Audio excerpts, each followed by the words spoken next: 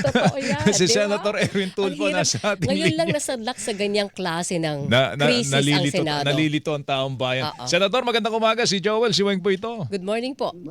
Magandang umaga, Joel and Weng. Good morning. Good morning po sa inyo.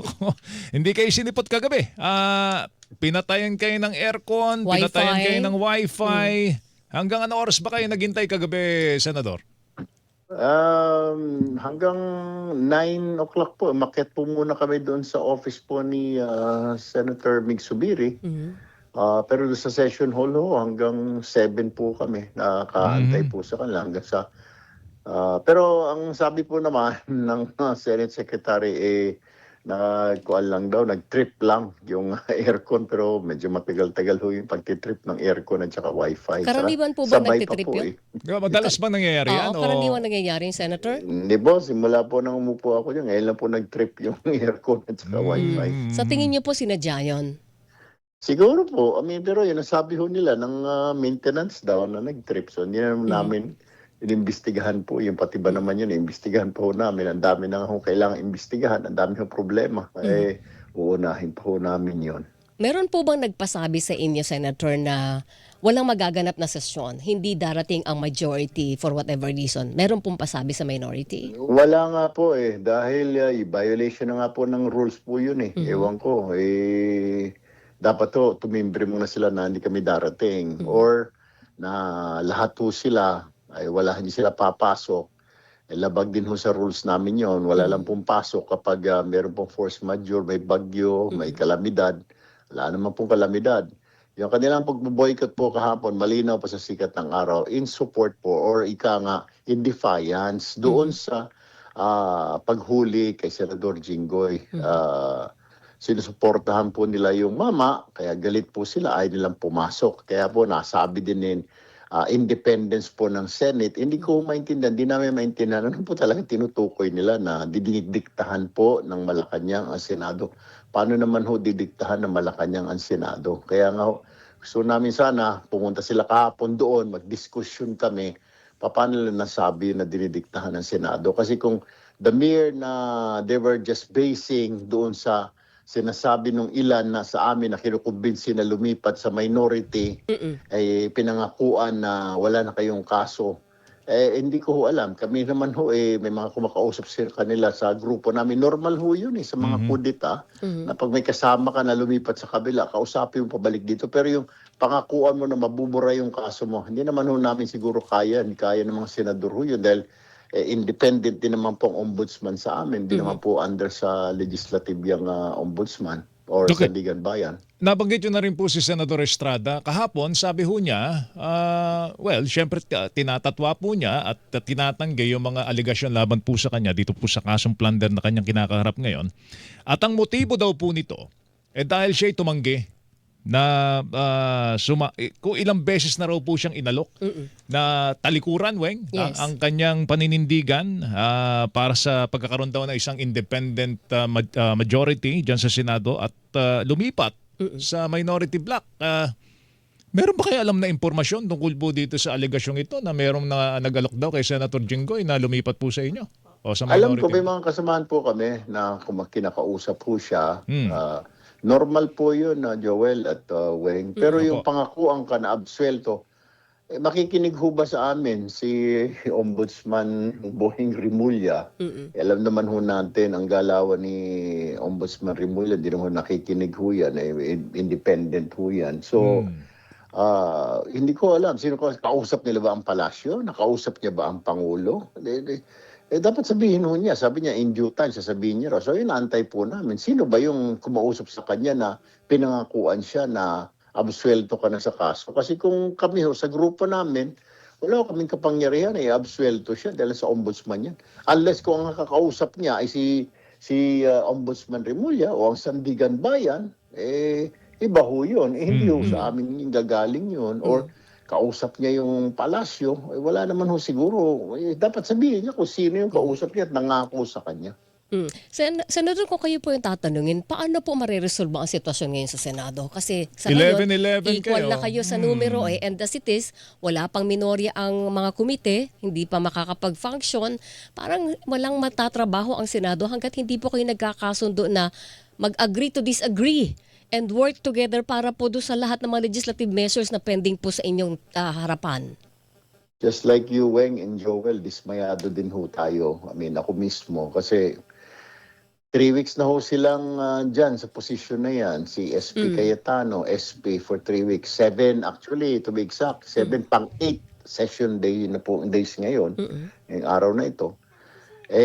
Nasayang. Tama po kayo. Walang magagawa.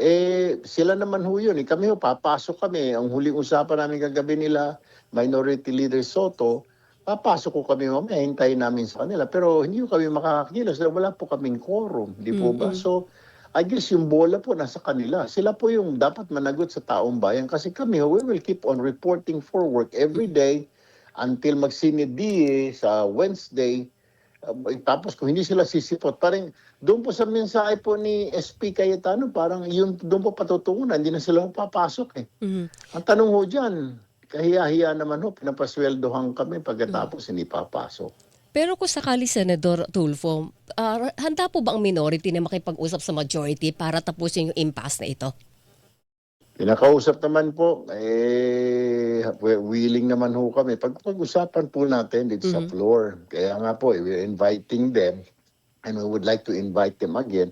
Pumasok ko kayo mamaya. Kung gusto niyo yung sama ng loob niyo, ilabas ho ninyo mamaya sa privilege speeches namin. Basta mapag-usapan lang ho natin, matalakay natin itong bang mga nakabinbin. Ang kawawa po kahapon, nag-report na naman po yung dalawang foreigner na gusto maging Filipino citizen, sila both right. Nabinbin na naman. Ang nakakahiya, ang kakaawa din, Joel and Weng, dapat may CA po bukas. Hindi po matutuloy. Kawawa po yung mga kernel na nag-aantay na maging Brigadier General. Kaso mo, dahil dito sa nangyari, mukhang magre-retire na lang sila as kernel. Hindi na sila mapopromote. Unfair din naman po sa kanila. So, marami talaga. Nasa sa kanila po yun, kay SP Cayetano, kung sabihin niyo mga bataan niya, pumasok na lang tayo. Kasi kung siya po magli-leader, sabihin, wag tayong pumasok, ipakita natin na magmatigas din tayo. Ang kawawa po ang taong bayan. Kami ho, pinapasweldoan, papasok po kami. Ang kawawa po rito, at the end of the day, is yung bumoto po sa kanila. Wasted their votes, voting these people, na gano'n lang palang gagawin. But you need to do something about this, Senador Erwin, miski na kayo po'y kabilang po sa minority kasi talagang sa totoo lang, Weng, nakakahiya naman sa taong bayan. Totoo lang. Senador, itong nakikita ho namin sa Senado parang hindi makakapag-angat ng buhay ng mga ordinaryong Pilipino. We owe to the public, to the Filipinos. Joel, agree po ako sa inyo. Ako, being a journalist before, binabanatan natin dati ang mga pakaang-kaang. Tapos, nandito po tayo, wala rin ako magawa kasi wala pong quorum. We really need them. Kailangan din po namin sila na pumasok para may magawa ho kami. Nasa sa kanila po ang bola. Nasa kamay po nila. Kung papasok po sila, mas maganda.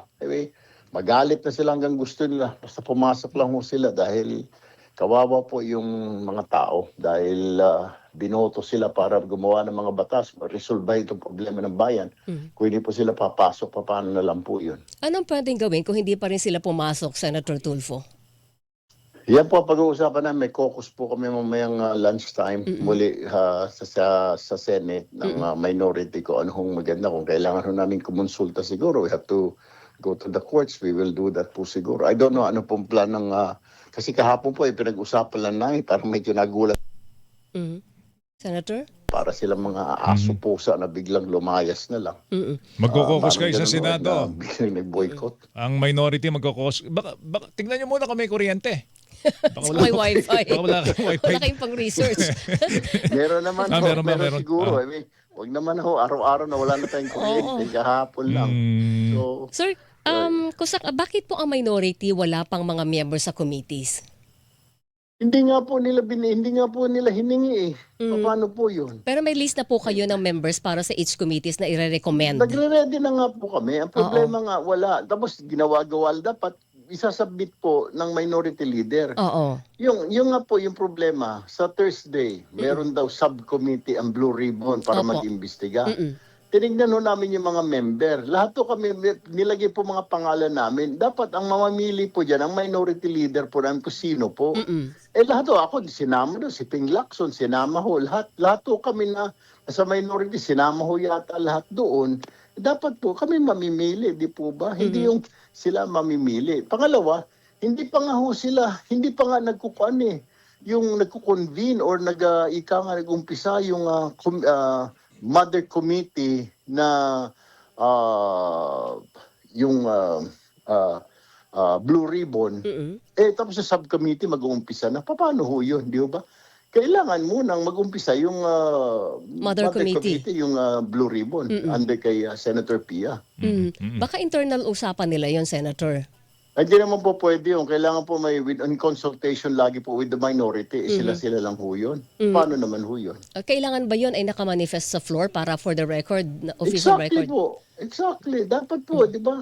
Diyan nga po nagkagulo kami kaya nag-walkout. Alam naman ho nila yung rules. Dapat, pagdebatihan muna namin yung voting online, attendance online. Ang gusto agad, let's divide the house. Narinig niyo naman po si Senate President Cayetano. Kasi nakita niya na kulang itong minority. 8 lang sila ngayon dito. Kami 11. Mananalo sila. Kaya nag-walkout na lang ho kami. So, there's a big difference. Kasi ayaw kami pakinggan where we're saying, you're violating Rule 136. Violation po ng Section 41 po yan, yung gagawin ninyo na voting online. Ayaw kami pakinggan. So what we did was, we went out, we walked out of the session hall. Yung sa kanila mang kahapon, iba ho yun. Sila po nag-boycott dahil kontra sila sa pag-aresto kay Jinggoy. Batas po yun may warrant of arrest ho Okay. Siguro panghuli na lang ito, Senador. Madalas po nababanggit at matagal na rin pong napapansin ng mga observers that we don't have the usual Senate that we deserve. Ano, wala na ro yung mga Salonga, Tanyada, Jokno, Weng, di ba? Fernan, yung mga luminaries na bumuo po ng lumang Senado in its glory days, Senador. Ano ba ang reaksyon ninyo dito bilang kasalukuyang Senador po ng Bayan, Senator Erwin? Ako po, Joel, Wayne, I'm willing to give way. I will not seek re-election kung may mga matatakbo po ng mga magagaling natin ng mga senador. I'm not planning to run sa 2031 for second term. Kasi nga po, kung ganito lang naman ang sistema, nakakahiya. Pangako ka ng pangako sa eleksyon kampanya na gagawin ko ganito, murang bigas, bilihin, etc. Hindi mo na magawa because ganito nga, away ng away. Nakakahiya na po. Might as well give it to those who are, yung mga magagaling po talaga, mga bright minds ng ating bayan. Marami naman po dyan, Joel and Wayne. Okay, sige, abangan namin yung development, Senator Erwin, mamaya. But in the meantime, we wish you good luck. Medyo masalimot yung kinakaharap po natin dito po sa issue sa Senado ngayon. Gusto lang Senator. po namin bumalik sa normal ng Senado. Opo. Yung magtrabaho, Magtrabaho. regular na Salamat session. pero nakakahiya po kasi nasa sa kanila po yun. Sana po matawagan ho ninyo sila. Matanong ho Tinatawagan din po ninyo kung namin. ano ang plano nila. Kasi kami papasok kami mamaya dahil marami pong nakabinbin na panukalang batas na kailangan pong tapusin. Dahil pagbalik po namin sa July, pure impeachment na lang. Kawawa naman ho yung mga panukalang batas na kagaya po yan, yung Magna Carta for Barangay Health Workers. Kailangan pong bigyan ng sweldo yan, pasahod. Yung Hospital Detention Bill, kailangan pong bawal na yung ikulong mo yung pasyente pag walang pambayad. Yung mga ganun ho, mga panukalang batas na importante, nakabinbin, hindi po maipasa-pasa because of this, what's happening po sa Senate. All right. Senator Erwin, thank you. And Salamat good po morning sa to you, oras, sir. Salamat po. Thank you. Thank you po. Good Senator morning. Erwin Tulfo, mga kapuso, member po ng Senate Minority Bloc. Mga kapuso,